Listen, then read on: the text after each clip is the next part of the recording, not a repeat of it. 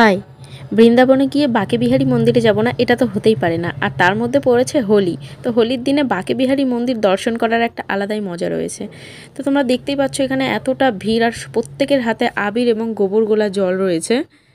এবং বাকিটা আমি বাঁকে বিহারী মন্দির সম্পর্কে বলবো, তার আগে একটু বলে দিই এইটুকুটাই আমি ভিডিও করতে পেরেছি। ভেতরে আমি ভিডিও করতে পারিনি, কারণ ওখানে প্রচুর পরিমাণে আবির খেলা হয়, তো যার জন্য মোবাইলটা সেফটি অবস্থায় ছিল। তবে আমি বাঁকে বিহারী মন্দিরের সম্পর্কে একটা কথা বলতে চাই।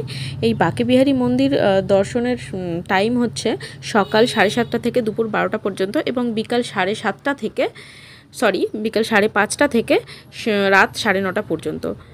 এই বাঁকে বিহারী মন্দিরে কিন্তু রাধারানীর কোনো মূর্তি নেই। এখানে রয়েছে শুধুমাত্র বাঁকে বিহারীর মূর্তি, মানে কৃষ্ণের মূর্তি। মন্দির থেকে বেরোনোর পর এখন আমরা যাচ্ছি যমুনা নদীতে, মানে যমুনা ঘাট যেটা বলা হয়। তো চলো, যমুনা ঘাটটা কিসের জন্য বিখ্যাত সেটা তোমাদেরকে বলা যাক। बनाते क्यों नहीं हो? अरे बाबा, आप बना लेते हैं।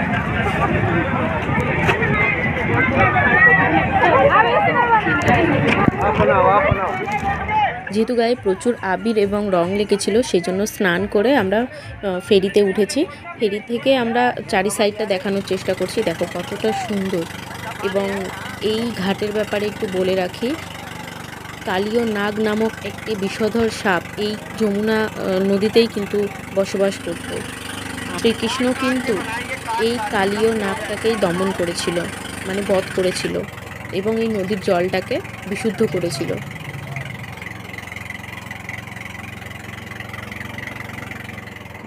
তারপর দেখলাম এখানে প্যারাগ্লাইডিং হচ্ছে, দুর্দান্ত লাগছিল। একেতে নদীর জল, চারি সাইডে মানুষ স্নান করছে, তার মধ্যে ফেরি দাঁড় করানো আছে, আর ওপর দিয়ে প্যারাশুট যাচ্ছে, জাস্ট অসাধারণ লাগছিল।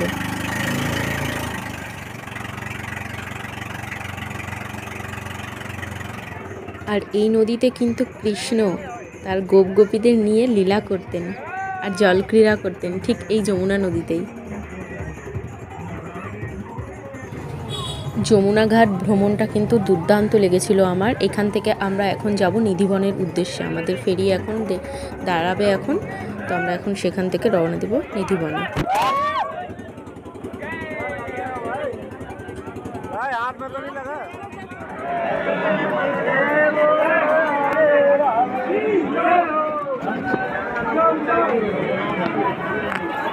আমরা পৌঁছে গেছি এখন নিধিবনে। নিধিবনে যে সুতো গাছে সুতো বাঁধা দেখছেন, এগুলো হলো যাদের মনস্কামনা পূর্ণ হয়, তারা এসে কিন্তু এই সুতোগুলো বেঁধে যায়।